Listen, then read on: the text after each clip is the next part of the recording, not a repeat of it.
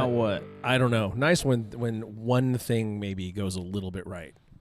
I've not had a lot of that lately myself, personally. There's nothing. So the second most annoying thing in the world is tech issues. Yeah. The first annoying thing is tech issues in front of people. Trying to handle. You did it once with me when we were live on YouTube, but I've done it so many times live on Twitch, and people are so fucking annoying. Like like they don't know the setup. Yeah. They don't know even what's wrong. Yeah. And then they're shouting out advice like they're the nerd squad from Best Buy. Right. And just shut the fuck up and let me try to fix this thing. Yeah. Well, I spent a reasonable amount of time the other day rewiring the cameras so that instead of long HDMI cables, I could use even longer Cat 6 cables and everything would work. Yeah. And everything had been working and testing it every couple of days, even though we're not actually producing anything, working on new setups and whatever. And today, two of them were like, meh, we're not interested in your program. Can you imagine trying to send a rocket to the moon? No, I have no idea how they did it. And I understand. Well, they didn't. Let's get that out there. So they haven't. They totally did. It totally happened. But it's you can do it in a much less complicated way than we would approach it now. That's the thing. But just think about all the pieces, like even just the telecommunication. We didn't have cell phones, and somehow they're talking to these motherfuckers. Well, radio. Well, radio's been around Blows since my mind. Radio. I know, but think about the hiccups that could go wrong. Is my point. Oh yeah, but they have backup systems. Yeah. Have you seen Apollo 13? I saw Apollo 13 at a drive-in when it came out. What year did that come out? 98. You were young. I was 10 at a drive-in. I think I fell asleep. I don't think I've seen it since. Because then I went through that phase where I couldn't watch 90s movies. Well, it's yeah. It blows up? There's an explosion. Yeah. The Apollo 11 made it? 11 was the first one that made it, yeah. Apollo Creed dies. Apollo Creed dies in Rocky 3? 4. Our 3? Apollo batting average is not good. Help me, Spock. Apollo 13. 4, the Russians. Oh, maybe that's 3. No, Mr. T's 3. What's 5? The kid? Oh. The blonde kid? Oh, the one that died of AIDS? Oh, in real life? Yeah. I don't know. Yeah, probably. Tommy. Oh, yeah, the real boxer. Something, yeah. Yeah. I think that's 5. Because I misspoke once on a YouTube video saying I'm doing like Russian training in Rocky 5 and just got shredded. Ripped that up. I misspoke once on a live take. Yeah, I hate that when it happens. Apollo 13 was 1995. Oh, my God. I'm 7. Yeah. That's a pretty good memory. Yeah. I was talking to my mom. She was trying to talk about her first memory ever. I was like, how do you know it's like your first memory? And she was just kind of sitting back. I don't know how to do that. I have a memory, and I told her that she locked me in my room. She said she didn't. I was like, I was locked in my room. I was like 3. We were living in Seattle. I was 3. I remember that. That's all I remember, though. Locked in your room. Wonder why. 7 feels pretty young for a memory, though. Yeah, I can. Yeah. But I mean, I can remember back pretty far. But the memory is so weird because, like, you can create a memory 100% from a picture or from a story you're told or whatever, and it seems like you were there. Especially family not. stuff, right? Where, like, your parents are telling you stuff or your wife's telling you, like, yeah, don't you remember? And you're like, oh, not really, but now I do, I guess. I mean, probably my earliest memories, like, I remember... I remember both of my dad's parents being alive, which is interesting because his dad died when I was 3. Oh, yeah, that's real young. So I remember him, very limited memories of him being alive. Like they had moved to Oklahoma, or back to Oklahoma, and they'd come out to visit. And so, like, I remember my parents going to pick them up somewhere, airport or whatever. Yeah. So I remember that. And then I remember after my grandfather died, and so I was 3, I guess almost 4. Yeah, it feels so young. I don't even know. Mine probably in Seattle. Yeah, the only way I know is because we moved here when I was like 5 or 6. Yeah. That's the only way you're young, or the only way I know about going to the drive-in theater because I know when that movie came out. The thing I remember about that, because when he died in Oklahoma, he died in an accident. He died in he had a tractor roll over in a shit. In a wetlands. Yeah, like a work accident. Yeah. Yikes. And we drove back there for the funeral, and after the funeral, for whatever reason, the family decided to take a walk out into the field, and a lot of it was wet. It was in the spring, and there were water moccasins in the water, so like poisonous snakes in the water. And I remember being so freaked out about that. And so, I hate snakes now. I know, like my whole life, I hated snakes. Snakes are creepy. A water snake? Fuck you. Yeah, fuck you. It's an awful I can't even watch the like shows like that. Like, what's his name? Fuck, he got stung by a stingray. Steve Irwin. Crocodile Hunter, yeah. Yeah, Steve Irwin. I can't even like watch that. Yeah, Crocodile. Yeah. I can't even watch that. That freaks me out too. I can understand that. That would bother me too. Yeah. Yeah. I mean, I have watched that show. Yeah, I like the show when he's fucking with other animals, not when he's messing with snakes. Yeah. Yeah, I'll pass. And apparently, he should have avoided the ray. His daughter's dumb famous. I just found her on my Discovery page randomly. Oh yeah, so is his son. His son is like a fucking spitting image of him. Yeah, she's got like 3 million followers on Instagram or something crazy. What? Yeah, she's doing the same stuff, running the zoo and doing shows and stuff. It's cool. That's something I do want to do. The Australian Zoo. Oh, you want to go visit it? Yeah. No, yeah, I don't want to run a zoo. Nope. that'd be cool too. But yeah, the Matt Australian. Damon made a bad movie about that. The Australian Zoo seems cool. Yeah.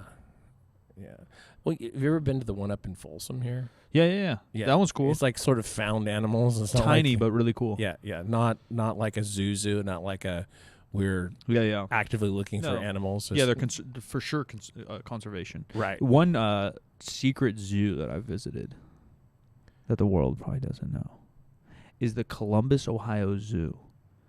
Is the dopest zoo in America. Really? Who's our American Steve Irwin? The survival guy? No. Not. He's been on like Letterman and stuff. He's literally like our version of that dude. Jack Hanna. Okay. I would not have pulled that one out. You know Jack Hanna though? Now that I say it, Jack Hanna was born in Columbus. Okay. And so he built the zoo there, and it's fucking sick. I went, I don't know, 3-4 years ago. Shout out my boy Bretsky. I did a Reebok seminar out there, and we had a couple days to burn. Like, what do we do? And we just Googled. Like, Columbus is cool. It's actually kind of a cool city. Ohio always gets shit on, but Columbus is pretty cool. You've been, obviously. Like, even the downtown's starting to get cool and stuff. Like, probably even from the years you started going to the Arnold to the last. Yeah. It's building up. Yeah. But so we're Googling things to do. You know, we did a Buckeyes game. We did all this stuff. And so then now they said they have this winter thing. So you go, and there's lights everywhere. You go at night. There's, like, hot chocolate. You're walking around. The animals are all creeping out. It's really sick. And it's just big. And it's separated by continents.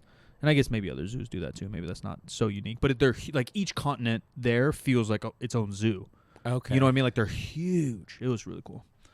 I don't know when we're talking about animals because you almost died to a water moccasin when you were a kid. I remember being on like either my dad or one of my uncle's shoulders. I don't have that very specific part of the memory, but I remember there being a damn snake. Yeah, fuck. I remember that, and I remember that as we were driving back to California in, I want to say it was Albuquerque, New Mexico, or near in Mexico somewhere, a rock fell off of a truck that was hauling rocks. Yeah. Final Destination. And hit our windshield and just exploded. Like my dad and my uncle were in the front seat, and they literally ended up with like glass in their pockets because there was so much glass on their bodies. Yeah. This is before safety glass, I guess. Sure. Yeah. And even still, I'm old. Wow. Yeah, even still, if the rock's big enough, it'll fuck your shit up. Yeah, I mean, but safety glass usually kind of hangs together. Yeah. You know, or semi-crumbles. Splits. I know. It's bad. Yeah. It's bad. I don't think I've ever done a drive that long. I don't know if I'd want to. I haven't done anything like that since I was, a kid. Probably 6 or 7. Yeah, Grand Canyon, I've done. But never been to the Grand Canyon. That's flown not over to a bunch. Never it's been cool. there. It's fine. It's a hole in the ground. Yeah. It's a giant hole in the ground. It's better viewed, actually, from an airplane. Sure. Yeah, the helicopter tour, if you're going the luxury Grand Canyon tour, is probably dope. Okay. Or if you hike way down in there. Yeah. Yeah, it's cool. If someone's going to, Mike, get out in nature, get out the video game. Shut the fuck up. It's cool. It's not, Is it a great wonder? Or what was it? Yeah, I think so. It's one of the 7 natural wonders of the world. Yeah, there's got to be something cooler than that. Yeah, probably so. I don't know what the 7 natural wonders of the world are. I did have that. I don't have a bucket list, but that was one thing I wanted to do. I was like, that'd be kind of cool to see all 7. My and then what? There's 12 man-made or something, or is there 7 man-made? I don't know how many of those are actually left. Oh yeah. Was Notre Dame one? Am I way off? I don't know. The hanging. The first time I learned about this, The Hanging Gardens of Babylon. learned about that in a video game. Yeah. Fuck you, kids. Yeah, apparently that didn't really happen. It did not exist. Is it not exist still? Nope, it never existed. So it's a fake. Yep. All right, man. I give up. Yeah, my late father-in-law was a huge fan of the whole wonders of the ancient world business. Yeah. You know, The pyramids. He could just Yeah. rattle them all off. 7 wonders of the ancient world. Yeah, there So are there's 10 man-made wonders of the world. Okay. 10 man-made, 7 Earth made, so, alien made. Let's yeah. say. Parthenon, Okay. Easter Island, Taj Mahal, of which there were supposed to be 2. You ever hear that story? No. They were supposed to make a black one and a white one. Oh, maybe I did. Yeah. And so they only made the one. Ran They out only of made the white funds. one. Yeah. Budgeting. Yeah, and I think the deal was like one was supposed to be for the wife and the other was for the husband. Like he didn't really want to spend that much time with her, so he wanted to make an entirely different house of her. The Colosseum. I've heard that's cool. I would really like to see cool. the Colosseum. Yeah, I've heard Never a lot been of to Rome, but Italy, but never Rome. Yeah, I've heard a lot of people say it's cool. Rome, if you want to. The Angkor Wat, the temples in Vietnam. Okay. I don't know. This is in South America, and I can't pronounce it. Yeah, I don't know. Is that the like a Incan I think pyramid so. basically? Well, that's one Temple, of them. yeah. And then there's Petra, which is in Greece. Yeah. And then Machu Picchu, which is also in Yeah, Peru. Peru. Yeah, I don't think I've been to any of those. My mother-in-law went to Machu Picchu. She blew out her knees, I think, going to Machu Picchu. Yeah, like I don't know. Maybe it's just because people take cool pictures, but I feel to get a really dope view of the Grand Canyon, yeah, you got to be in a helicopter. You got to go way in there. Yeah. Because if you just do the casual one, it's not that good. Where like I've seen pictures of Machu Picchu and like every view looks sick. You know. Right. Okay. So the one I can't pronounce is in Mexico. Oh. 2nd century BC, new civilization rose in the Valley of Mexico. Aliens. Yeah, like if you're gonna believe in a weird ass thing, aliens. That's the one built in the wall, right? What's that? Yeah, Petra. Is that Greece or is that Egypt? No, it's Jordan. Yeah, It's Jordan. I knew it was kind We of screwed it up. That thing's sick. It's in Transformers 18 also. The little cars go over there. 18. I don't know. There's so many now you lose track. Fast and Furious and Transformers. There's too many to keep track of. Is that Machu Picchu? That's Great Wall of China. Oh shit. And the pyramids. I'm looking at an angle for those out there that are Yeah, about to I'm judge sorry, me. I No, can't. You're fine, but I just No. don't want them to judge me thinking Machu Picchu was the Great Wall of China. No. I'm not I'm a not genius, sure but this I'm not is the an same idiot. list. Okay, Pyramids of Giza. Great Wall of Yeah, China. for sure. I've heard of the pyramid of Giza being in this thing. Machu Picchu, Petra, which is in Jordan. Yeah, maybe it's an evolving list. This one I can't pronounce. Teotihuacan. Teotihuacan. That sounds like a new Porsche model. Yeah, that's Spanish for sure. Yeah, the Taycan. Talk about that. That's my new gold car. Oh yeah. Oh yeah, a little electric Porsche sedan. Oof. Yeah, I can't argue with that. I look so sick. I can't argue with that at all. Taj Mahal, and that's the craziest thing about the Taj Mahal thing, that there were supposed to be 2. Yeah. There was supposed to be a black one and a white one. Yeah, it's so sick. Yeah, it's amazing. I have heard, I've had friends that have gone to India. Yeah, but I've heard not great things. Yeah, well, there are ways to go to India. There are Yeah. ways not to go Yeah. to India, and like the safest way to go to India doesn't really give you that much of a flavor of real India. I'm sure. Maybe in a couple of years. When the world calms down again, Oh, if who it ever knows? happens, Who knows? we could be holding our breath on that for a while. So it's been a minute since we did one of these. 27. Oh no, I don't know why in my head I keep thinking it's like 2017. That keeps popping in my head. 2021 recap. 2021. I thought earlier, like walking in here, I was like, oh, what are we filming? You know, I do like little, not scripts, but in my head, I'm like, all right, what's coming? And 2017 keeps popping in my head for some ungodly reason. But 2021. I can tell you why. There may be reasons. There is definitely a reason. 2021 recap. We're sitting here on February already. Feb 2? Yeah, Feb 2. Yeah. Feb 2 on Tuesday. Monday? Tuesday. Oof. There's not enough coffee up in this. So we've been jamming full throttle for almost 12 months. I'd say we've been jamming, if you take the average, 60% for 12 months, 100% for 8 months. At least. Right? Like full throttle. Like you hit the NOS and all that shit. Like we're 6th gear going. Last month, for me at least, not that I found like a groove, but I found like something that looks like a routine, you know? Yeah. Something that looks like, all right, I'm going to wake up these days. Not that we're experts by any means, but we're working on our 3rd launch of clothing. So we kind of know what it's going to look like, what will unfold. Yeah. Because one of the launches, we didn't really have the gym. We were still in construction. Right. One of them, we kind of had the gym, but we were opening the gym. Yeah. And it was holidays. Yeah. And then now, you know, I kind of felt like that in school too, although this was years ago, kids.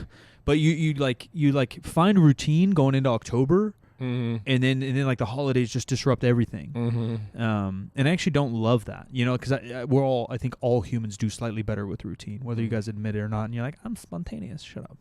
Have you got a little bit of, you know, the ADHD? Yeah, you have breaking to have routine is a real issue. Yeah, you have to have it. And so then Jan again, you know, because at least in school terms, in work terms it's even worse, but in school terms you have basically until spring break where it's routine. But in work terms, I don't consider anything a break until like November gets crazy. Yeah. You know, in terms of breaking shit up. So now it's just routine. So waking up, I found my workout routine. The only thing, the last layer, and once I get these routines, I can fill my fucking plate like a buffet. It's just when the routine's not there, I got too many plates, you know? Yeah. But now the routines are like, okay, now we can get the podcast on there. I'm not even worried about it. Now we can get this on there. You know, now I can start to make room in my stomach for that. So January was a little routine month for me. The gym's been open 3 months next week. Yeah. 3rd clothing drop. That's all I got. I'm fucking ripping in the tearing, as the kids say. Yeah, it's been a journey. I don't know. I realized that the first like domain names that I was kicking around was over a year ago. Yeah. You know, for this particular endeavor. You know, as I said in our last episode, I have a bunch of sort of technical resolutions, and I thought I had gotten somewhere on that front. We're somewhere. And hey, everything's working currently. It turns out that 2 of the things that were really a problem for me were just things that were buried in menus, like solutions that should have been, you know, I don't know. That's all tech bullshit. It's all tech stuff. I don't know what other thing has been a real journey. You know, early on we decided we were going to do a 24-hour gym. Yeah. That couldn't be staffed for 24 hours because, like, life. Yeah. As it is, we are staffed 84 hours a week. Yeah. Which is, you know, fair amount. Yeah, it's a lot. It's a lot.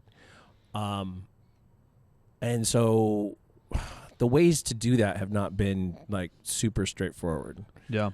We looked at software solutions that had a lot of things that we didn't need, and they were super expensive, and they seem to have a little bit of the lock on the door lock situation. Yeah. And we ended up going with a different solution that's, you know, supposed to work with that. But it just, the first, we're going to probably talk about this again, but like the first estimate that we got for installing this was $11,000. Yeah, I don't know where some of these like numbers come up. And I've never had like a brick and mortar like this, but even in the way beginning, right? Like we're talking about leveling out the floor in here, and we don't own the building yet, but the building's broken up into like one room where we're in right now, which is fulfillment, office, podcast studio. Then the rest of the building's kind of shaped in like a H, kind of an oblong H. There's one big room that tees into another room that's a little skinnier. And one half of the big room is very uneven. It used to be a machine shop. And so, like, same thing. I'm just getting a random quote, you know, thrown around. I don't know. You know, hey, yeah, let's level this thing out. Gyms are supposed to be level and feel good. Right. Yeah, it was like $15,000. And you're just like, what the shit is... It's a car. Yeah. Why is this? And I'm not, you know, saying anything because I'm not a cement leveler. Maybe it is that much effort or that much material. Yeah. I don't fucking know. But same thing. You're like, I just want a door that I could scan myself in. Oh, $12,000. Oh, okay. Fuck me. Like, why? Yeah. How are we not there? Yeah, I don't know. And like we were trying to use like vendors that our landlord uses, and big commercial vendors. Yeah, exactly. And it's like, oh, good Lord. And I got turned on to, somebody else who basically has provided me a self-install kit. No. Is the way, yeah. Sounds kit. like skeleton. Yeah. So, So that turns out to be nearly $2,000, but it's cheaper, right? And it meets our goals and whatever, except that I still have to figure out like the intricacies of, I don't know what that is. Oh, I know. Dropping weights. Yeah, lifting weights. Is that lifting weights? Yeah. What do you think it was? I thought it was Kyle throwing a ball against the wall. No. Dude's doing clean and jerks out there. Okay. All right. Our gym is functioning. Yeah. That's what you guys are hearing. There's people up You're in welcome. Here. Yeah. So, So I'm looking up yesterday the card reader that has to go on the door and figuring out how to get it on there and how to mount it and all this business. And I look it up and I happen to see the price for that particular item if I were to buy it on Amazon. Yeah. It's $120 on Amazon for just the scanner, just the door scanner, right? I paid $350 to someone who's doing no labor. And it's a commercial for that particular part. It's like a commercial part. We're not talking about Ring doorbell system. No. Because so that's one of the biggest things that still surprises me. It's not always the case. Because some little things we get this way, but like a business doesn't, like a commercial, I don't know why I always thought like you'd get like better quality and like affordable pricing when you're a business. Yeah. You know, like you buy in bulk. It's really very much the opposite of that. Yeah, like or all right, I'll spend more, I get more. But yeah, you spend more and get less. Yeah. Like even our security cams in here, like they're fine, but like they're not the best, they're not the worst. We won't name names in case they want to sponsor us or who knows what. But they're not great, they're not bad, but they're home versions. Because we got I got one tiny quote for a commercial version, and again, you're like $5,000. You're like, like, and they might not be that much better. Or we're trying to replace a door. We're doing the door scan. Like Ring kind of does that. Like how the fuck is it so crazy? Like I don't know. I just can't imagine then like. Now obviously this is where people complain about where they live or whatever, and just not that many people bite the bullet and do these things. That's the truth too, right? Mm-hmm. There's only a certain amount of business owners. There's a lot of employees in the world. Where like big operations, shout out to my buddy Shawley too. Shawley tweeted, he's like, man, right as I think I'm getting a hold of this business thing, I've been doing it for so long, and he owns a couple companies in Naka and a couple other cool fitness brands out there. He's like, you never stop spending. I'm spending more than ever. So money goes, you know, and like I knew that too. Jim knows that. We've both been in business for a very long time, but like, yeah, on this scale, you're like, why is this? Like, why? Why does this shit door cost so much? Yeah. Where that should be down to the basics. I kind of understand tech stuff, right? We get these cameras. We're like, all right, this camera's kind of expensive. Cameras are that new shit. But a fucking door? We've been making doors forever. Give me a good door for a cheap price. Yeah, you think that there'd be a little bit of economy of scale on doors at some point? I mean, something. Or floor. Same idea with the floor. And I know construction's a craft and guys got to work hard to do. I get that. I'm not downplaying anyone's work or anyone's craft by any means. But I'm like, hey, just pour some cement, level that bitch out. $20,000, okay. Fuck. Yeah. Well, actually, another good example was the sound system. Because what was the quote? I forgot. I want to say it was about $15,000. Yeah, I was gonna say 10 to 15, and then it mostly because of the wiring, and we were gonna try to do some cool stuff. But yeah, I got a really good one on my own research, and we paid $2,000 max. Yeah, and this thing bumps. Yeah, it's very, very good. Yeah, and me and Jim just on our basic audio knowledge placed them in the right places, and you get a very even sound throughout the whole gym. Yeah. And that's owning a business at the root of it all. And I think that the story is that when you own a business, everybody pretty much has their like hand out. Yeah. And they want your money. And the moment you say it's for business, they think, oh, well, you know, whatever you pay me is going to be some kind of write-off for you. Yeah.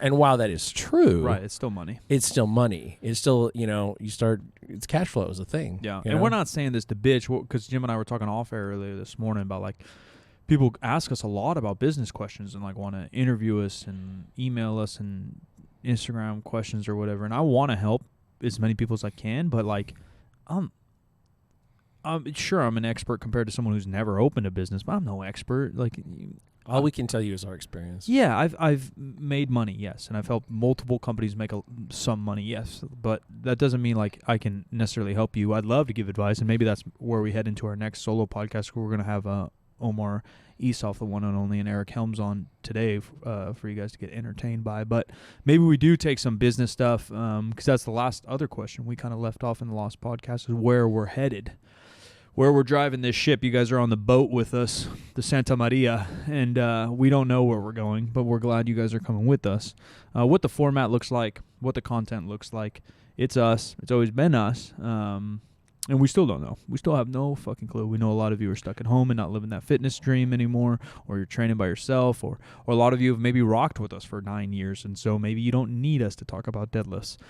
Maybe you just love to hear us bitch about never going to Machu Picchu. We don't know. But we're still gathering the info. We're glad you're here rocking with us. And, maybe it takes a little bit of a turn. Maybe we try to gather in some business questions, and we just share our experiences with you. Again, we're no experts. I'm not Gary V, but I can maybe give you some of my experience and Jim's experience opening this bitch. And that's actually what we're going on Omar's podcast to talk about.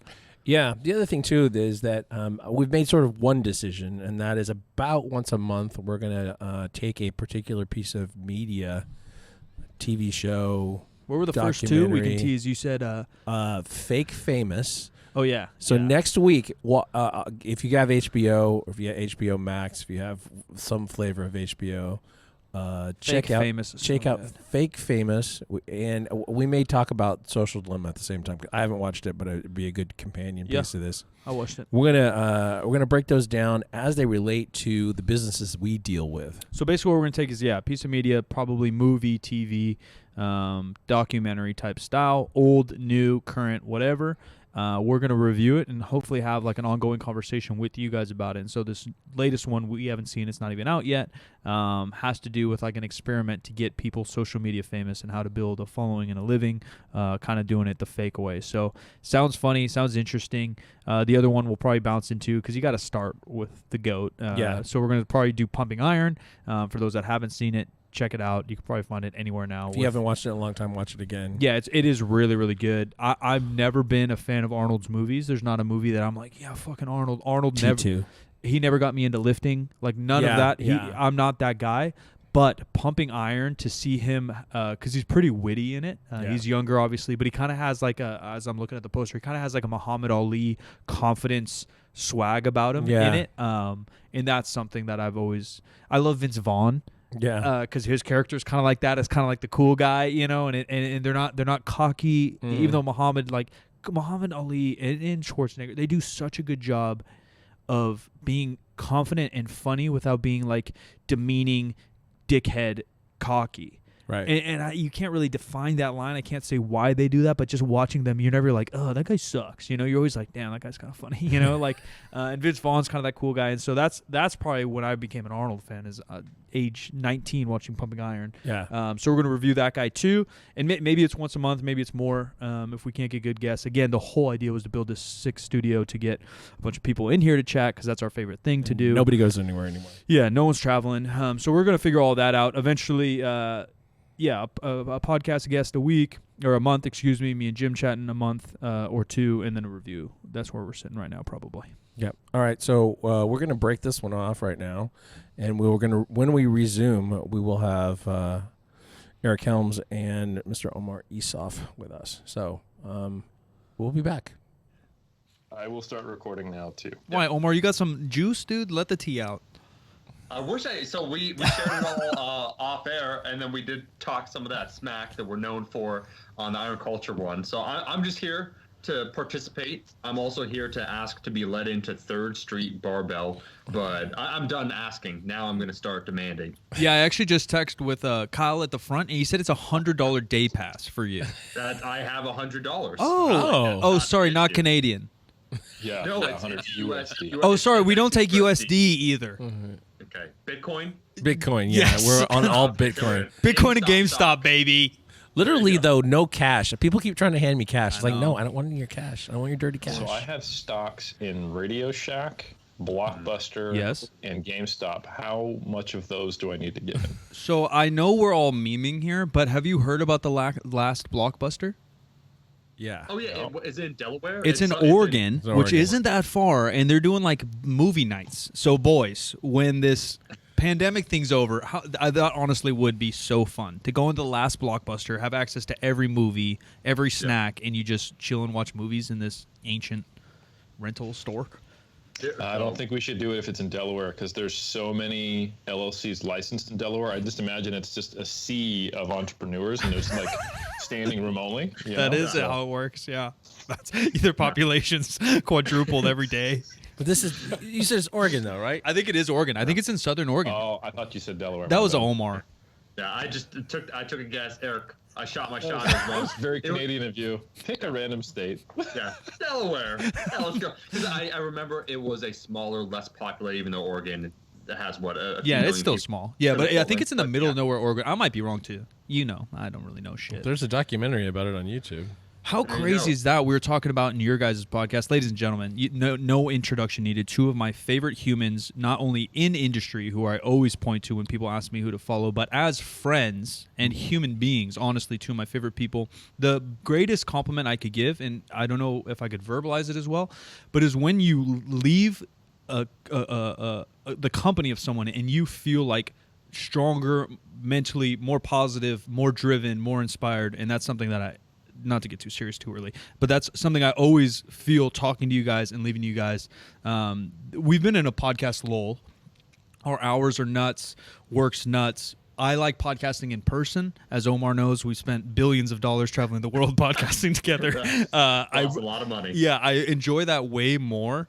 And so not only have our hours, and we built this studio, we want to podcast with people. So I just haven't been excited to podcast. But as soon as I got the message from you guys, I got a little flame under the booty, and we got a little bit excited. So Omar Isuf, Eric Helms, Dr. Eric Helms of Iron Culture, two very accomplished folks in their industry. Again, no introduction needed. Thank you for coming. Thanks for hanging out.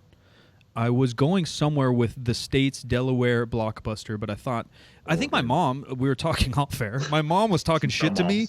Or she said she listened to my podcast, I think, but I don't think she does. Because then she was talking shit on some random podcast. She's like, these guys talked for 45 minutes, didn't introduce their guests. And I was like, fuck, I do that all the time. So now I'm like, all right, mom, if mom listens, I don't want her to think I'm a failure podcaster. That's our MO. I'll just say that we're in the presence of good company, some might say. So we're thrilled to be here. And just to wrap a neat bow tie on the Blockbuster conversation, I do think there is that missing element in modernity with Netflix of the tactile, tangible experience of going to a place, having not that much knowledge on maybe the films other than what's selling it, the thumbnail, which would be the box art cover, and then reading the back and having a more limited selection, and the idea that you have to make the trip there. So there's even more intent rather than, I don't know if anyone could relate.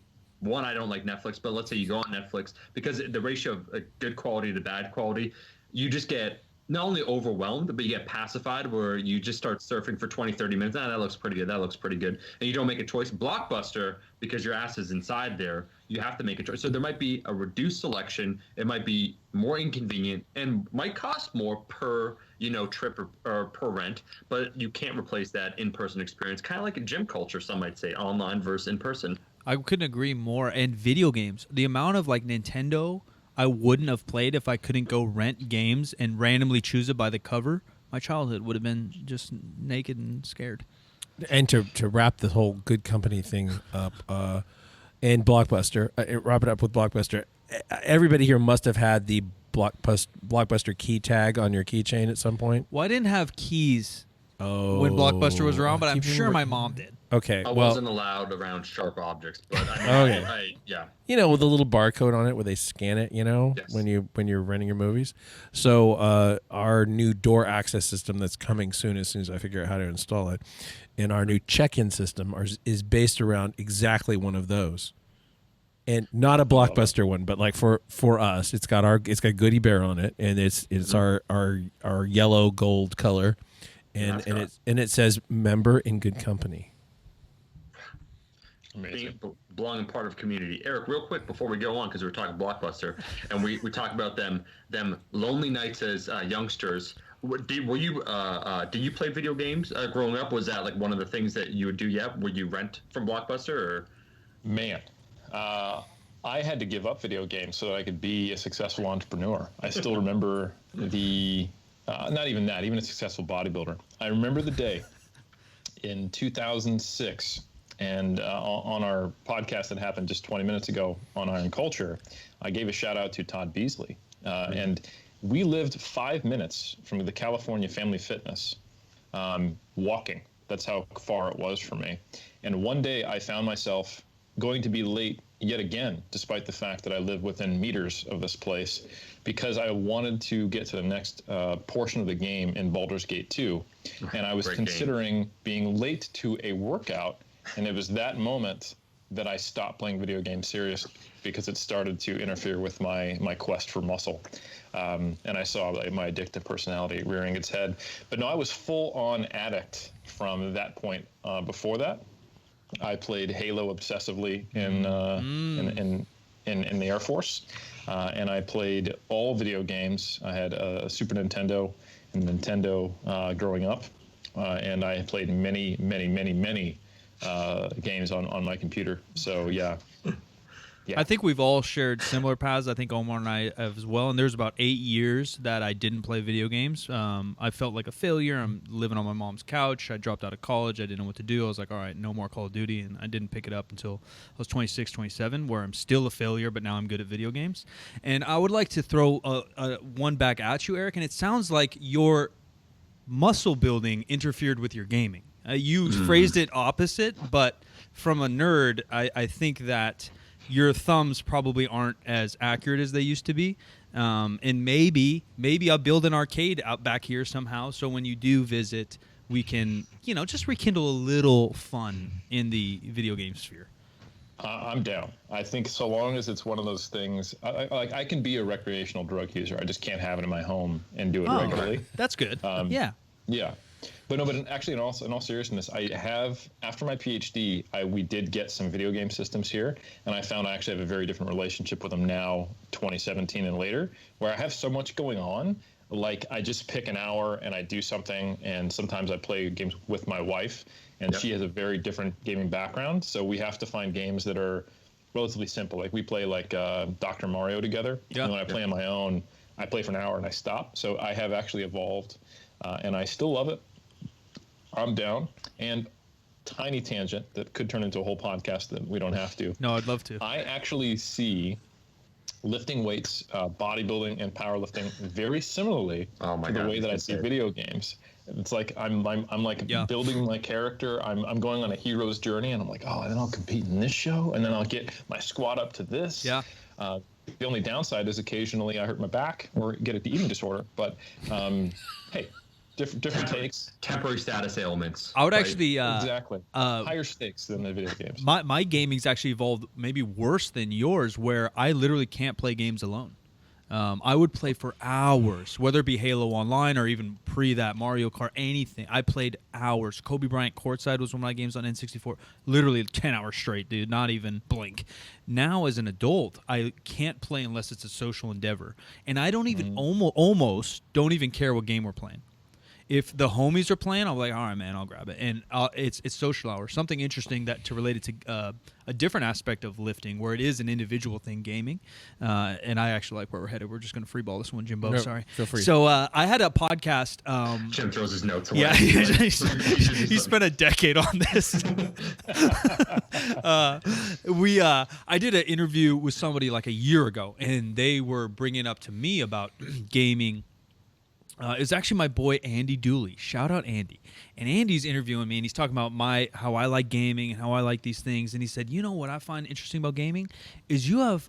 He said he thinks it's good for the male EQ, emotional intelligence. He said you'll have some conversations and learn some things about a dude when he's zoning out in a game that you guys would never talk about.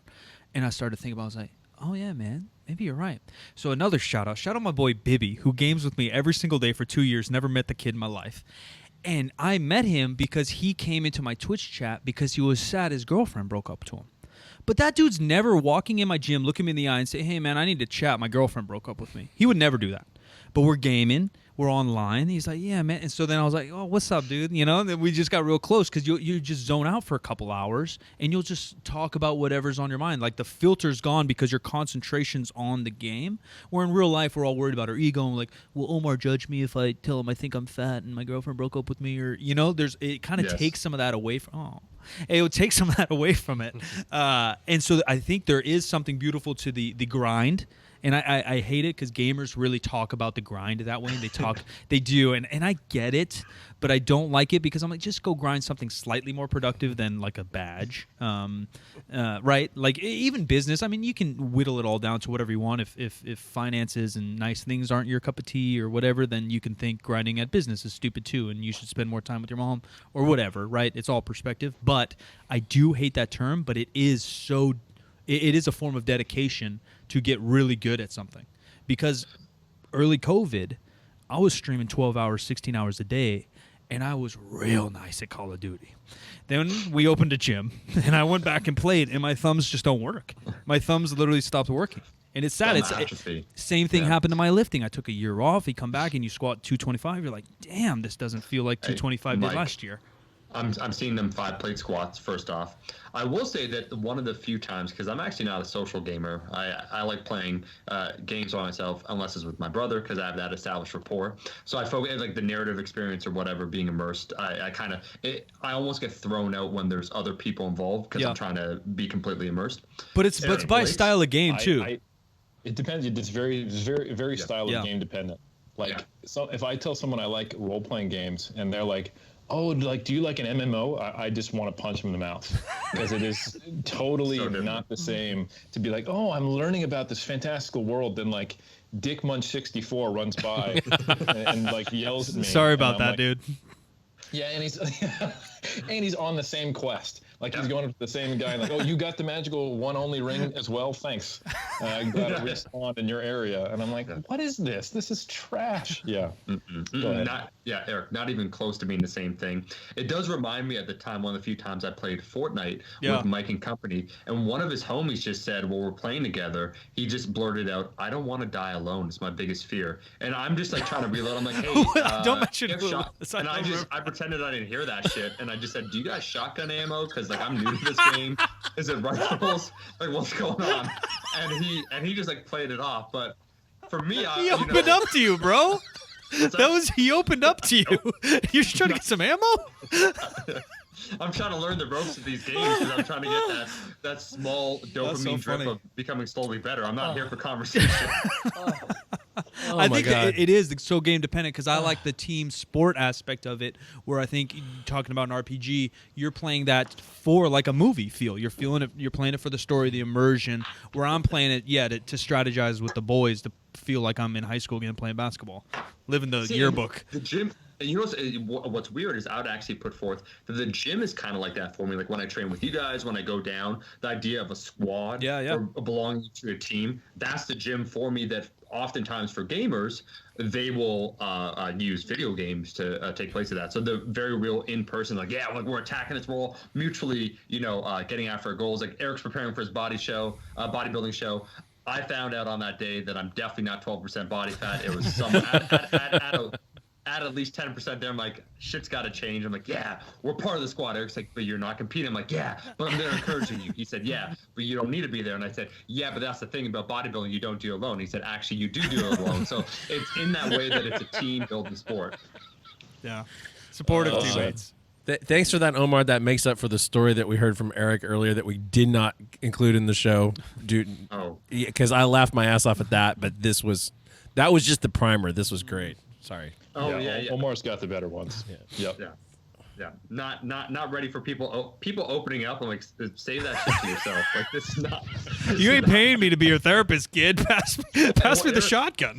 So Eric knows. I'm joking, but Eric knows that. That's why when he said that is such a veteran move of being clearly a trainer that wants to help people, but you can't create that separation. And I've seen the owner, Sean, of the gym that I go to, almost.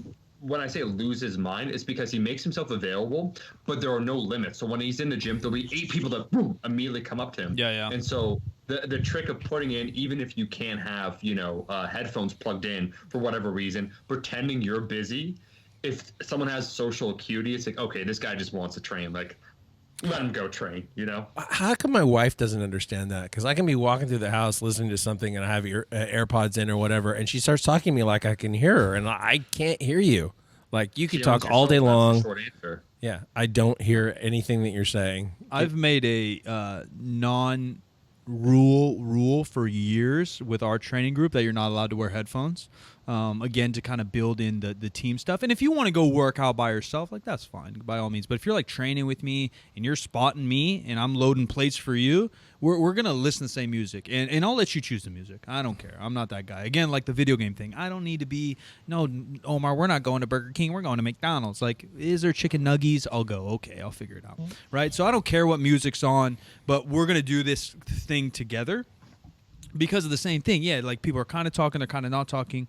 And I think little things like that can build into the team. Obviously, when you work there, it does become a different animal. But luckily, I've gotten some pretty decent workouts here. Sometimes I work out in the middle of the day, so I'm all by myself. But as past commercial experience, we were talking about this on Iron Culture. Check it out with the boys about training, different training experiences. And it really does. Luckily here, because I think we built this, I have no negative feelings in here. And not that I had negative feelings at my past job, but when you're working for someone else, you're a trainer on the floor. Yeah, I mean, you definitely can have some negative feelings, but then, yeah, you're there and you're the expert, and everyone's looking at you or asking you or whatever. That really is. Back in my commercial gym, that was the worst feeling of all freaking time. Oh yeah, that's all my side rant.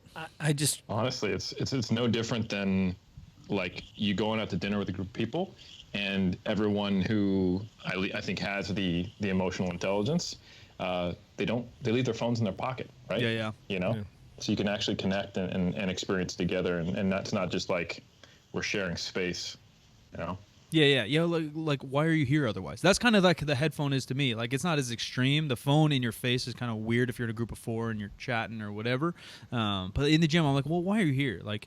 And especially, I think, because the communities we try to build and the places we lift and the training partners that we've all been lucky enough to have, like, if Omar's coming down here, like, I want to joke, chat, and I want him to look at my squat in case something looks weird to him or something. Like, if I'm going to headphone in and just say, fuck you, like, Omar just flew thousands of miles. What's the point? And even on a day-to-day, like, why have my training partners or, like, my guys try to build me up? I'm trying to soak in your energy, and I'm trying to put it right back out to you.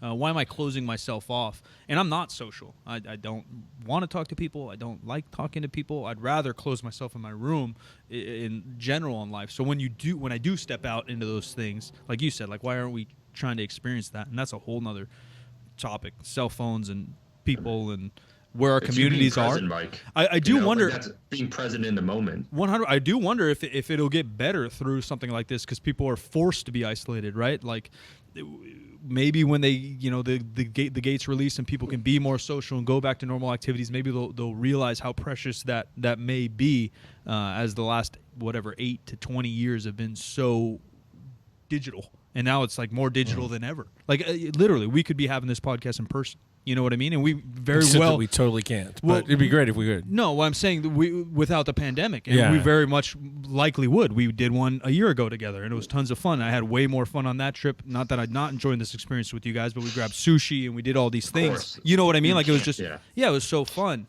That was almost 2 years ago, believe it or not. July 2019. Yeah. Isn't that wild? We were doing the pre-roll to this, and I kept saying like 2017 in my head. I don't know why. Like. And I know why. Yeah, I mean, there's some reasons, but it just doesn't. 2021 doesn't stick right now. Like, it's so wild.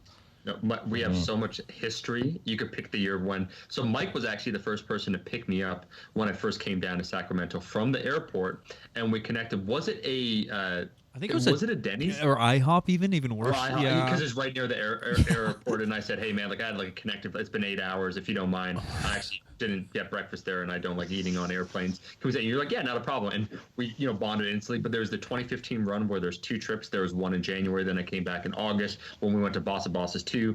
Then like 2016 we also connected. Then it'd be 27. Like every single year. Besides, actually, including last year, I did come down in January, but I've basically seen I've seen Jim in person every single year since 2015. Yeah, at multiple least times. Once or twice. 2, and a couple of them we saw each other every month.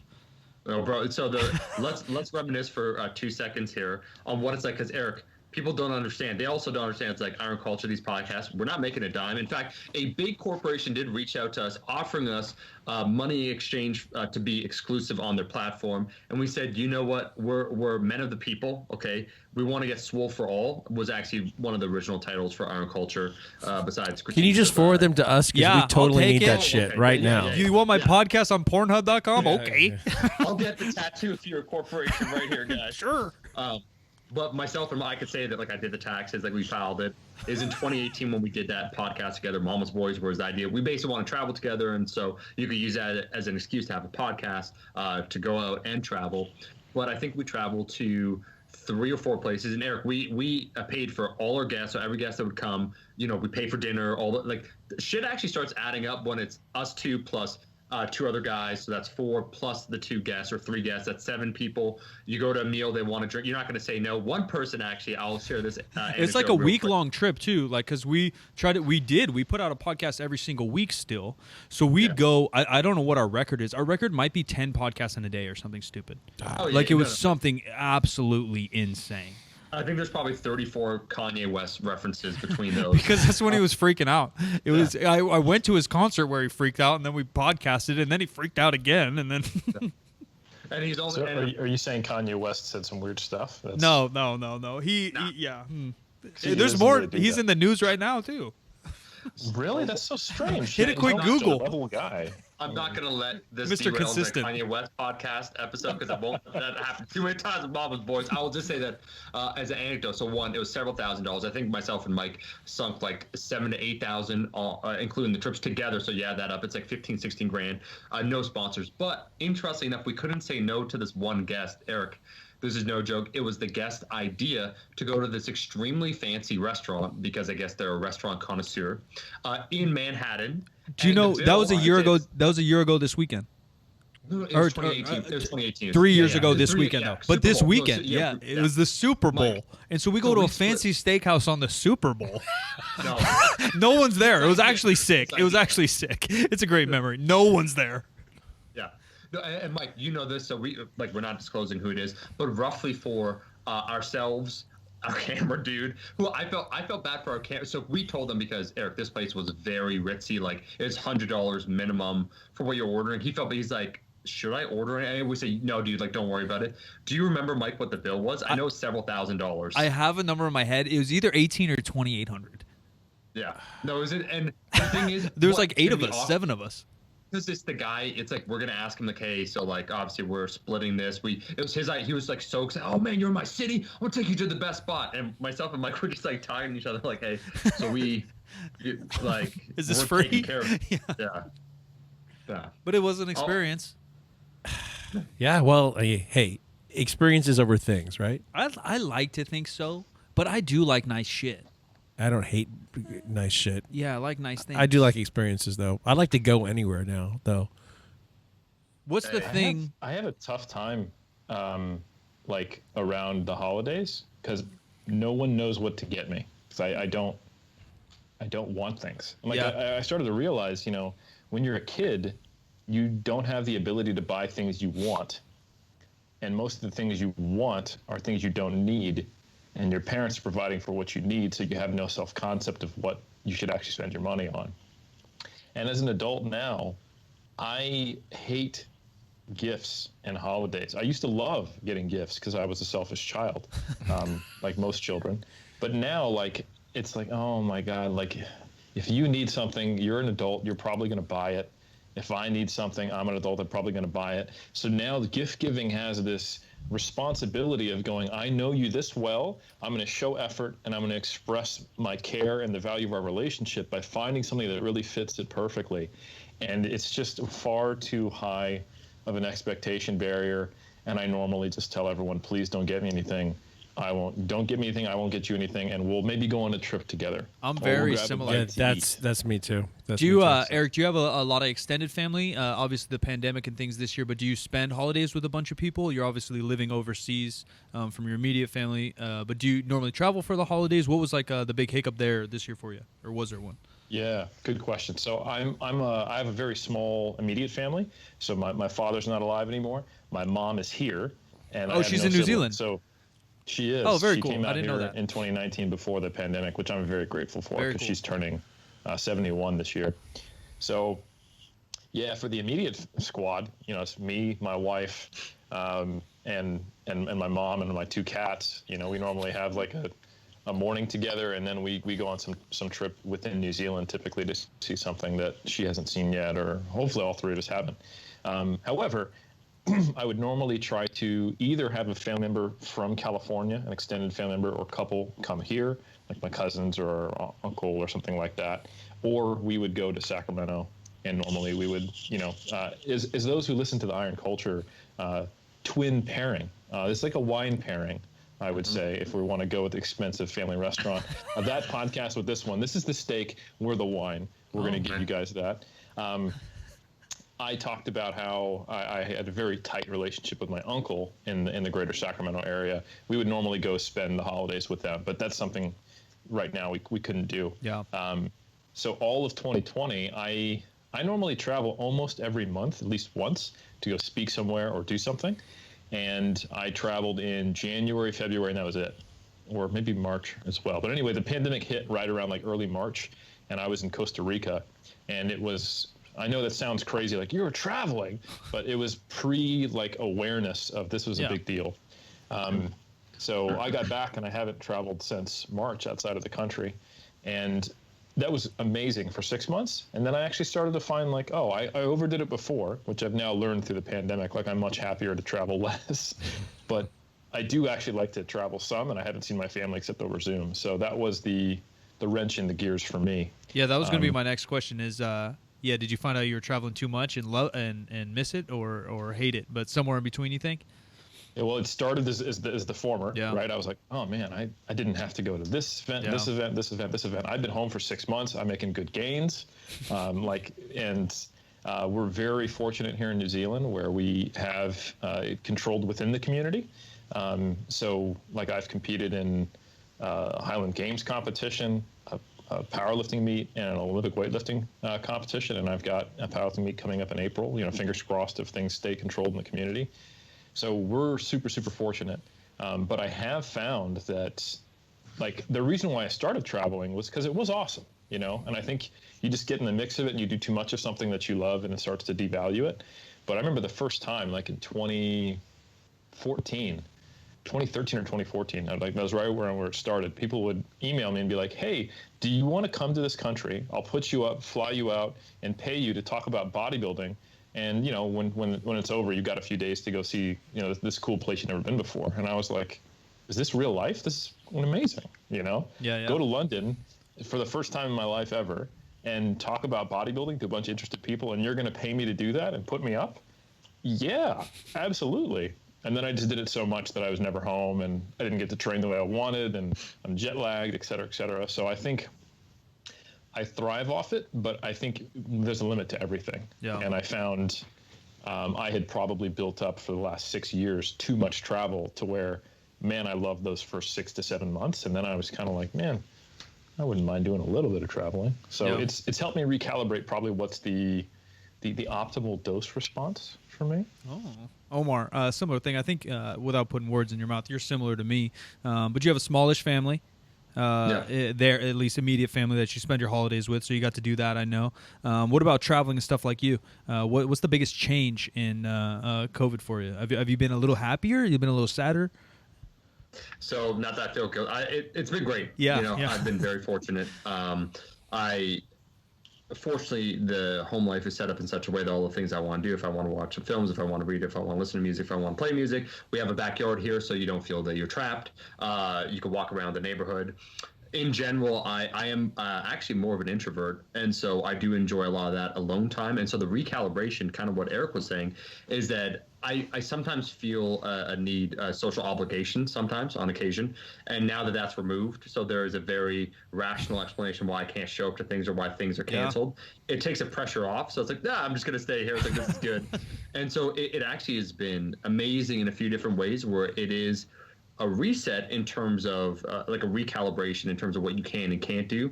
So armed with a lack of supposed choices, you instead can focus on what you want to do. So even the things like there's been a long time where the YouTube content, I wanted to do a great restructuring, like hire an actual good videographer, plan some things out. There was a plan for myself to open up a gym that's been now, it's actually going to be in July. It's going to be 3 years since I announced that I wanted to open a gym, and there's still no gym location, but different things to do where it allowed me to focus and take an account, like actually an accounting of life, of like, hey, what's bringing me income, what's not bringing me income. There's something actually Eric probably isn't aware of this, but when we were speaking before, and it means a lot to me that Eric wanted to do the podcast, because actually I know how incredibly busy Eric is.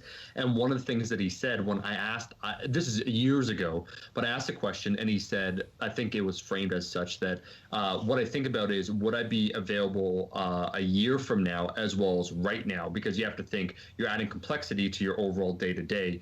And so I noticed after when the pandemic hit, I'm like, okay, how many like businesses am I involved in? A handful. Like, what's going on here? What's going on that? Like, where do I spend my time? What's my weekly work load like? And even little things like going to the gym, I was used to, you're on your phone, like you got to be productive. It's like, do you actually? It's like, this is just extremely poor time management. So it was a great reset on those things, and it was a whittling down and then a freeing up where I was able to do a few things where I wasn't dependent upon a frequency of a particular type of content, where I was allowed that freedom. So I've been, like I said, when I said I've been blessed, I think in 2021, if things open up, or 2022, I'd want to travel for travel's sake, to enjoy it, to see new cultures and experience things. Is something I want to do for a long period of time, but I felt like I couldn't take the gas off of my foot off the gas pedal. But then when I travel now too, it is nice to interact with people, and I always do like when I travel, and the people in particular.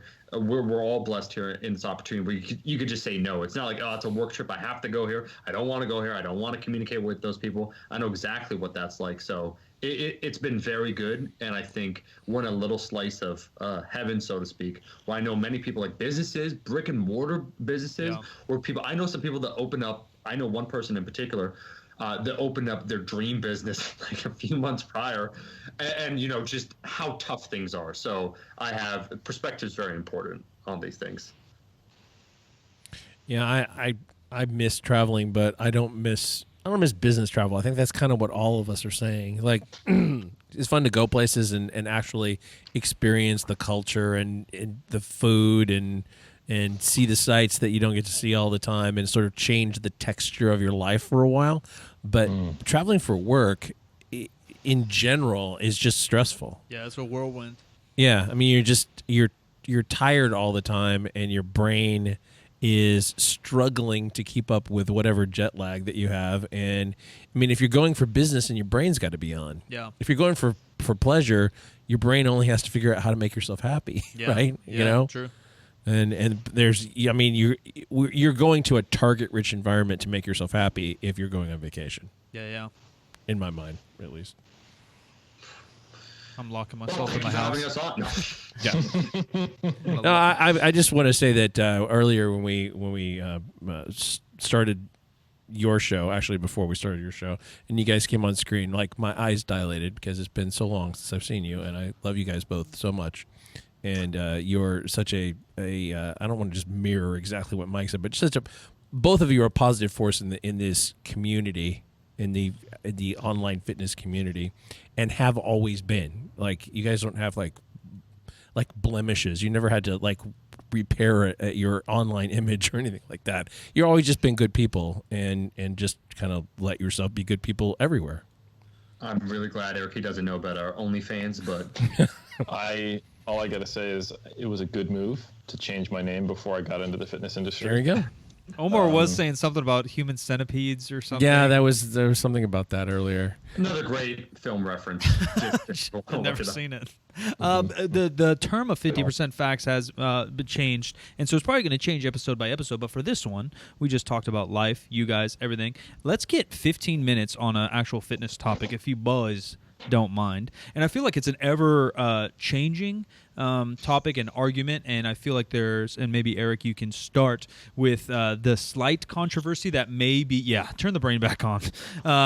The ever slight controversy that's still going on about maybe the stimuluses involved between, or that may differ between bodybuilding and powerlifting. I feel like, again, the wave of the evidence has kind of gone back and forth. And I think this is a great topic to talk to both of you, because Omar is Mr. Athletic Aesthetic, and Eric, you compete heavily in both powerlifting and bodybuilding, and me and Jim do neither, so we're also neutral on these cases. I felt like for a while everyone's just like volume drives both. That's all we got to care about, just volume. And now there may be some evidence, there may be some arguments on both sides. What are the arguments, and then maybe where do you sit? Yeah, so I think for the what are the arguments? This is an argument that's gone back far longer than the quote unquote evidence-based community has even existed, and it has always been a frustrating one to watch and take part in, because I think it rests almost on like a fundamental misunderstanding of like volume versus the actual mechanism that produces muscular adaptations. So, I mean, we could go back to the original HIIT, not high intensity interval training, but high intensity training, where the postulation is that, you know, pushing a muscle and creating an intensity based stress, which I think when you talk to the HIIT people, it's like going to failure. So effort, right? Effort is everything, and not effort in kind of like a broader look at the whole program, but effort like right now. Like those last few reps are what gets it done. And if you do a bunch of volume, that actually takes away from your ability. You know, it's kind of that whole idea of you can't be in first gear and go 120 miles per hour, right? So the fundamental tenet of S&C is that, you know, the more volume you do, that lessens your intensity, and vice versa. And at some point that is basically true. Like if you think about exercise physiology, you can't run a 100-meter pace for a marathon, right? So, you know, the counter example to Mentor is typically Arnold. That was kind of that era. And then we had the Dorian, which is a newer example. Anyone who's watched like Blood and Guts, he's actually asked questions about like, what do you do if you plateau? And he says you have to find another way to add intensity. So that's eccentrics, forced reps, spotted reps, you know, pre-exhaust. And I think the problem here is that they're being pitted against each other.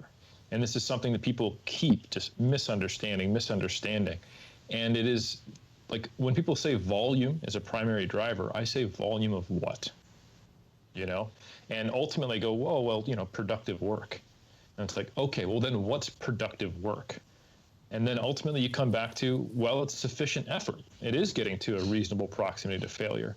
So the entire premise of going, you know, volume versus load or intensity or proximity to failure is misplaced, in my opinion, because you can create situations where that difference is obvious. So for example, if you did 10 sets of 6 with 40% of your 1RM with 10 minutes rest between sets, for a trained person, that would probably do nothing except waste time, right? Yeah, easy. You're 20 reps from failure. You're essentially just moving strangely for no reason with a barbell loaded with like 5 pounds, right?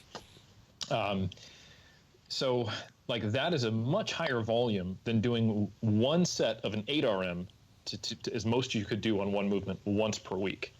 So in that example, I would be pretty confident in a trained lifter that they would get a better stimulus for growth or strength from doing that single 8 RM once per week. But the volume, if you were to multiply sets times reps times load, would be a tiny fraction. So I think a better way of viewing it is that the effort, the intensity, the proximity to failure, and all the ways you want to define it, that is the causative factor. But if you do very little of it, or if there's not a progressive nature to it, then it is not going to be as effective as doing a higher volume of sufficient work. And I think that's really where the more interesting question lies, is it better to emphasize the effort per set or the volume, and knowing that to do one or the other requires something to give. So if I want to take an approach where everything is to an 11 RPE, every set's to failure, we know that's going to cause a little more muscle damage per set. We know that's going to cause more fatigue. We know that's going to make it necessarily more difficult to do a lot of work in that workout and to do anything similar in subsequent workouts if they're in a close time proximity. It kind of takes like full body training off the table if with any sufficient kind of volume. You can really emphasize just the intensity and no volume, like going Bulgarian. Like all I do is a rep. Yeah. It's a really hard rep. It's the hardest rep, and I can do it tomorrow as well. But you'll notice that there are no systems that have followers that emphasize volume, intensity, and frequency. And then you have to ask yourself, why is that? They're broken. Because exactly, they died, right? You know, so then the question is, all right, well, in what situations, for what goals, for what people, should I emphasize the difficulty per set more, or should I emphasize more volume? And I think the answer is that there's a time and a place for both. That's essentially what periodization is, right? You know, if we know that a sufficient proximity to failure is required, but you don't need to go all the way to failure, but we know that volume has kind of a dose-response relationship, more so with hypertrophy, but to some degree for strength.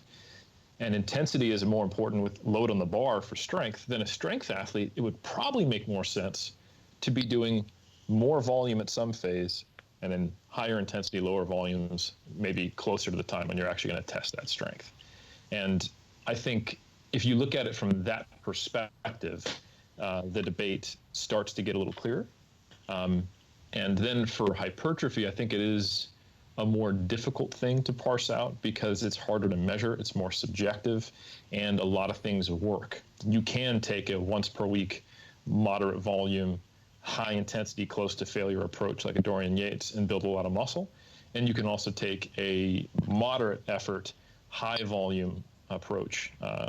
And either one can get you there. And I think so long as you're not really to the extremes of any one of those three variables, volume, intensity, or frequency, you can land within the realm of what is, as far as we can tell, close enough to optimal that it doesn't really make a difference as far as like competitive outcomes anecdotally. I'm overwhelmed. What about the question that you answered yourself then? So plateau and hypertrophy, you find different leverages, supersets, eccentric, something like that? Or is that when you dial in more of the volume and still push yourself closer to an actual failed rep? What's your key? Or do you periodize the whole thing? Do you add a strength block and then you get a little bit stronger, so when you go back to your leg press from your squat block, now you can handle a little bit more weight in that sucker and again, hopefully more stimulus? What's your personal approach? My personal approach is I normally do whatever's a little more novel. So if I've been pushing volume, say for a couple blocks of training, you know, I'm moving someone from 3 sets per muscle group to 4 to maybe even 5 sets per muscle group, or rather per exercise per muscle group per day, then, you know, that's like a solid like 2/3 increase in total volume. I'm probably not also telling them and go closer to failure and, you know, increase load. If load goes up, fantastic, but it's not the variable I'm driving. If they've been doing that for a while and they're starting to get beat up, they're starting to stagnate, we're not seeing some of the metrics we would use to gauge progress, that is when we'll bring volume down and then start actually pushing load, going closer to failure. So I think it makes sense to go the direction of novelty once you've kind of stagnated with a given approach. Whether you want to, you know, chalk that up to a anabolic resistance to a certain pathway, I'm not willing to hang my hat on that hook, but I will at the very least say that from a practical perspective, the fatigue you're going to generate is going to be more related to one or the other. So doing a crap ton of work and having to grind through sessions, I think creates a certain level of mental fatigue. You start to lose intention. You know, you're like, all right, let's do another set. You know, it becomes kind of this manual labor-esque work. And that's not always necessarily bad. It's not like it doesn't count. But I do think you don't bring the same level of intention to each set, which might mean less load than you actually need to do, fewer reps, not as good of a quote-unquote mind-muscle connection. And you can just get mentally fatigued and tired just because of the total work you're doing.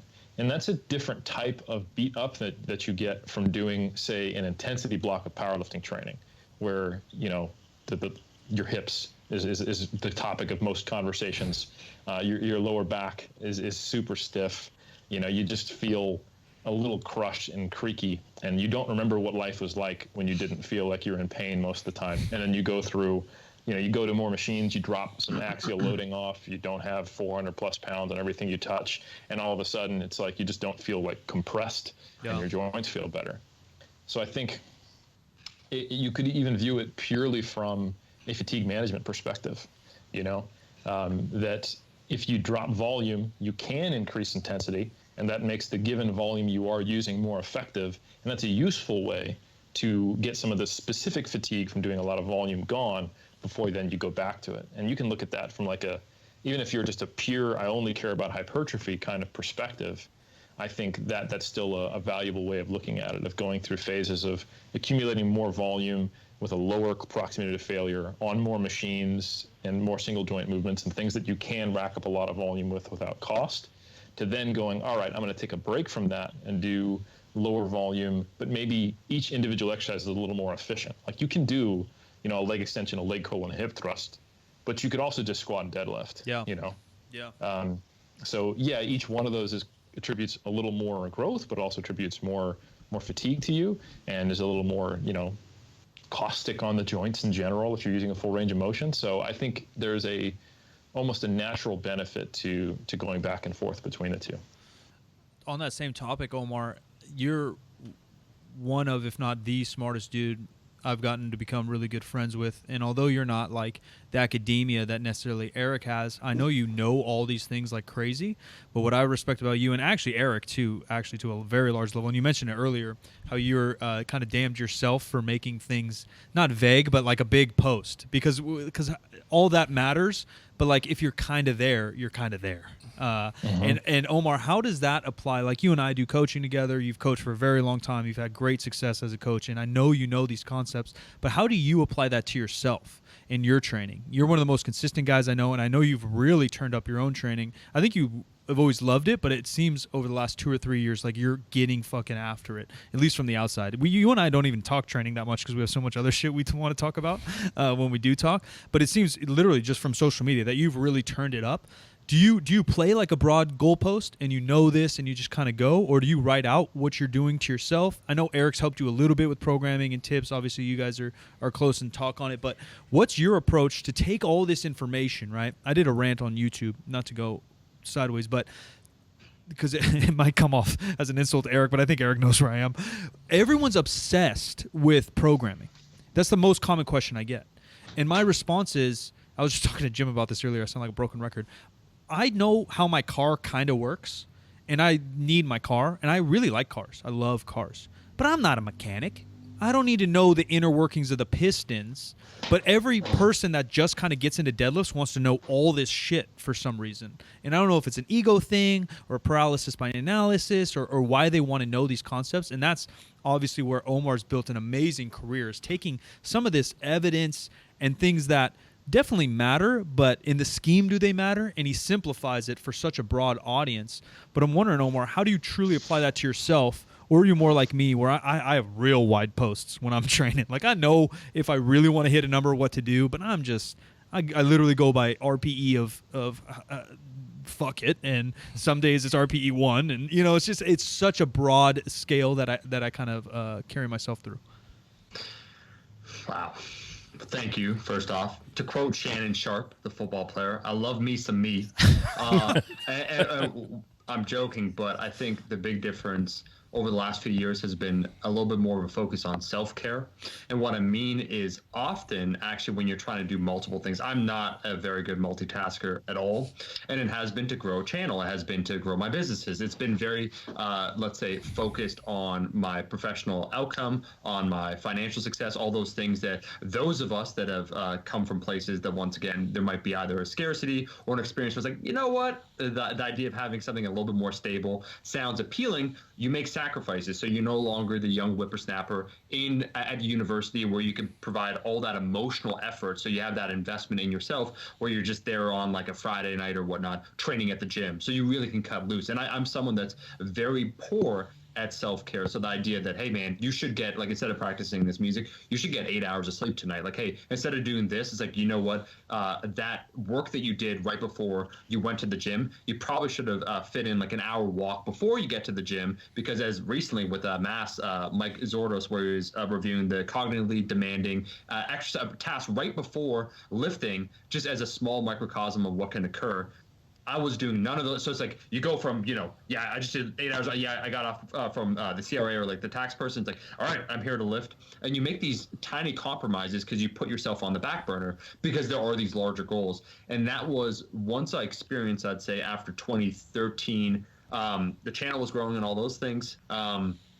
I decided, I'm like, wow, you actually can make a living off of this. Let's try and focus on that. And I didn't want to be another mistake. And what I mean when I say that is on YouTube, where I went down in 2012. This is actually January 2012, before most fitness YouTubers were deriving their sole income from YouTube or social media. And I actually spoke with actual YouTubers in Los Angeles. So I connected with a few of them, people that have been around for several years. And their life cycle is actually, it's sad. It's very short, where it's only a few years of being relevant and then they fade away. So I'm like, how do we build systems in place here that you can derive your income long term? So that became, it went from sharing my experience while running as Mikey and myself. We had training businesses. I had strength classes. That's what I was doing. That was my 9 to 5 or more than 9 to 5.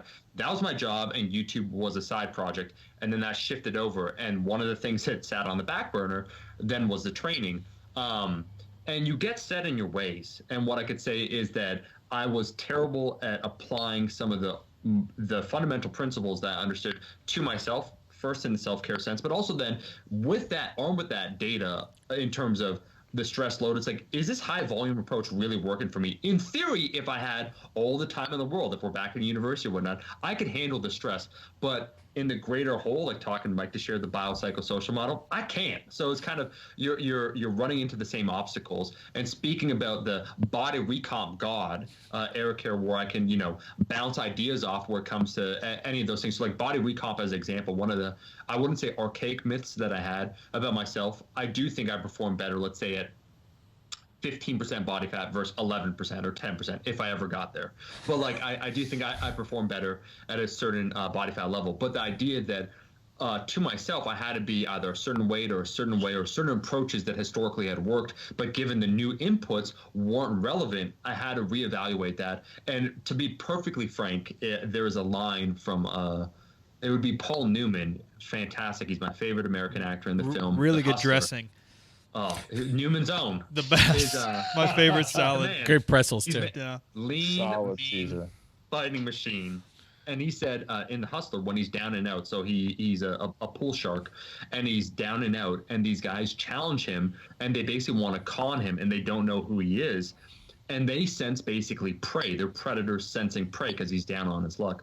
And he said, I don't and they say something to him. And the line he says, I'm not going to try and say it like Paul Newman, but he says, I don't rattle, kid, but just for that, I'm going to beat you flat. And what I mean when I say that is that it came to a point where it's like, I really love training and I love making progress. When I joked, I love me some meat. Let me allocate that time, because there was the time, if we take a look at the track record, when I apply myself, like the deadlift PR from 2012, it's like magical shit happens. When I, am able to block it off, make sure I manage the life stress, progress happens. So recently, that's why back in 2019, it was the last point to reframe things and learn, where I started doing the high. So at first I was like, all right, it's me time, but stress is still going to be high. Did a high volume squat program that the numbers were shooting up. Mike, you were there in Los Angeles when I did 4 or 5 for 12 at like an RP8. Definitely had like 1-2 reps in the tank, just like crushing it. About to ride a peaking wave to be like, all right, let's start translating this to actual single rep max performance. I did 495 as basically just the daily single, which eventually became like the PR at the time because I never came back. But from all just throwing all this junk at my body, not being able to recover, oops, I ran into some issues. And that's when I had the come to Jesus moment with Eric, where I spoke, where it's like, oh man, like I'm banged up once again. Was it avoidable? Definitely. Was I doing my best approach for myself? I was doing what historically had worked and I respond well to, but I'm not in that situation, right? I'm not 20 years old anymore. So it's old habits or old systems. And what's happened recently, like some of the things that myself and Eric talk about, just in a general, the concept is what's basically, it's almost the exact opposite. What's the bare minimum I can do, or what's the minimum amount to make considerable progress? So let's not confuse it. The minimal amount to be mediocre or to make a moderate amount of progress. What's the minimal amount that I can make tangible, real, long-term progress? Because let's just take a quick example, and I'll be done after this. But 2019, so I went from starting, I had some lower back issues, whatnot. I started squatting, and I did 315 for 5x5, and it was like crushing me on week 1. By week 12, I had squatted 495, and on week 9, I did 405 for 12, right? Because strength came back, all that stuff. But from that insane amount of volume, and I can outline it. It's too much, not recommended. There's a reason why it happened. My time away from the barbell was as such that I basically needed a year of troubleshooting. I leaned down a little bit, all that stuff, found my headspace before I could even get back to squatting again. So 12 weeks of tangible progress, like we did it, boys, to a year away. So really it's 16 months for 12 weeks of progress. That's not sustainable. So I think when we talk about sustainability now, or some of these things, there's that hunger for myself to try and not only prove to myself, but also just to show that the investment's worthwhile, because there's that exhilaration that when you hit a PR that I think few things can match. And I know that potential is still there. We spoke about this, that there's a time and place where all of us will hit our last PR. And I truly, not trying to be overly optimistic, that ain't me. It's not there. I don't think the last PR is there. So I think there's still some gas in the tank left. So that's what it was. Is that the current goal then? Strength right now? Yeah. So luckily, my boy Joffrey Nipples, speaking about not filming while training, we're just getting after it in the Kiwi Palace. There are some things. Also, there's technically a stay-at-home order here in Toronto, so you're not supposed to leave your house. We won't tell anybody. Don't tell the several thousand people listening. But so not recording most of the stuff, not broadcasting anywhere, just doing it for me. And of course, when I hit the PR, so there was a PR that I haven't posted anywhere yet. But when this stuff happens, it's oftentimes as an influencer. Not that you use these things as proof, but people basically, if you read comments, Eric, you've seen this, Mike, you've seen this on social media. It's like I'll post me starting back squatting, and it's like 4 or 5 for a single. It's like, but you did 500 pounds. Like, why are you so weak right now? And so they almost can't have that perspective of the journey. So showing as a small, once again, microcosm, my own training and some of the principles that are used is like, this is, keep in mind, this is actually junk. Whether or not I have success is not the greatest indicator of what I'm saying, what I'm espousing, if it's true or not. But unfortunately with social media, that is an element. So the best thing I've been able to do this past year, Mike, has basically been able to shut the camera off. I'm training, and guess what? I found this out. It's not like, I need to post this on Instagram. I'm like, it's actually kind of a pain in the ass, if I'm being honest. It's like, and I like training alone. I actually really like training alone. And so the concept of the home gym has become lucrative, or training with a good set of people. I'd say it's one of two things. In my own quiet space, or it's good company. It's funny the way you put that, because I think at the beginning of anything, and it goes back to what Mike was saying, at the beginning of anything, you don't want to fail because you didn't put enough effort into understanding the problem you were trying to solve. Business, lifting, whatever, it's all kind of the same. And you're always working toward what you're saying, that how much effort do I have to put in to get a reasonable amount of success? And then if I can back off the craziness that keeps you awake at night, trying to accumulate information about how you should approach things, or things other people have done that have worked for them and might work for you, and it's exciting and all that stuff. When you run out of that energy, you have to find the balance between how much effort you can put into something and what you're going to get out of it. I mean, we've all been doing this for so long, and we've all been through that cycle multiple times. And if one of us picked up bobsledding or ice skating or something tomorrow, we'd go through the same cycle again. We'd be like, I want to know everything there is to know about whatever this thing is, and try to perfect my technique to it, my approach, my strategy, and we'll lose all balance.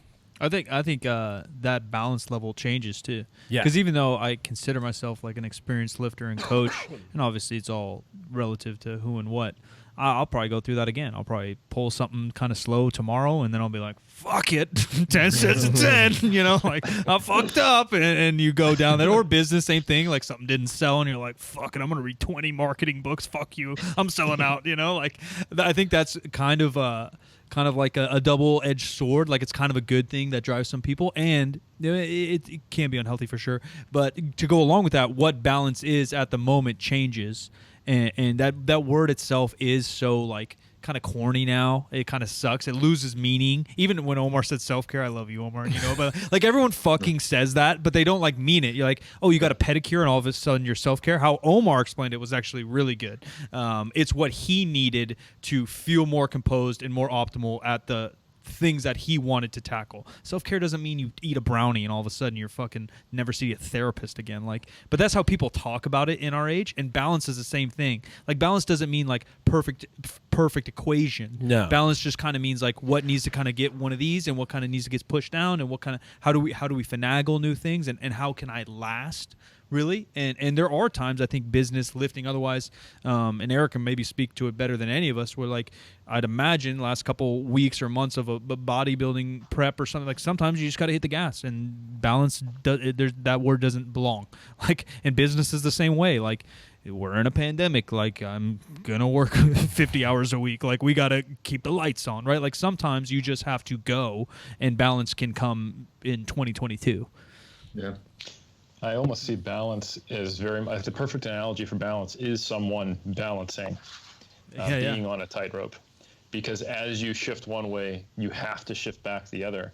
And it is not it's not balancing an equation, which is there is an answer, and now I've got equal values and I've solved it. It is the continual process of shifting to be doing what you need to do. It is an active process. And I think, in most cases, and this is what really kind of grinds my gears sometimes when people especially like the hardcore lifting community, take a shot at balance like it's the easy path. It is far easier to just blow up the rest of your life, be super one-dimensional, and just go all in. And not be self-aware. Exactly. Yeah. You know, that's the easy thing to do. The hard thing to do is to compete at a high level while also being a good father, husband, business partner, etc. And I think, like, I get it, because I will say that in my life, all of the things that I'm visible seen doing, those are actually all on a different tier altogether than my training. Like I said, I let go of trying to play video games for a decade because I had a hint that it might interfere with my training.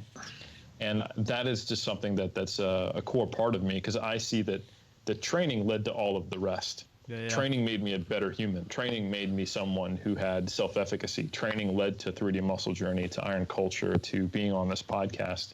So it is to me, training's like breathing. Yeah. And that is super hyperbolic and not actually true, but that's the way I live my life. Right, it's more important than breathing. Exactly. True. You know? Yeah, it's anaerobic anyway, right? So no, I completely get what you're saying, and I think the trick is to allow it to be that continual process, and to know that balance does look like going all in sometimes, and at other times it looks like taking a week off from the gym. Yeah, beautifully said. I don't want to hold you guys any longer. We've been talking for a marathon here. We've been at this for a while. Appreciate you guys. I can't say any better things than I've already said, and my brain won't work that well anymore, but hopefully we get to do this in person very soon, if not online again, before the year is over. Go ahead and plug away where people can find you boys. On 50% Facts. Yeah. Oh. Yep. Well then, so we'll see you next week to record?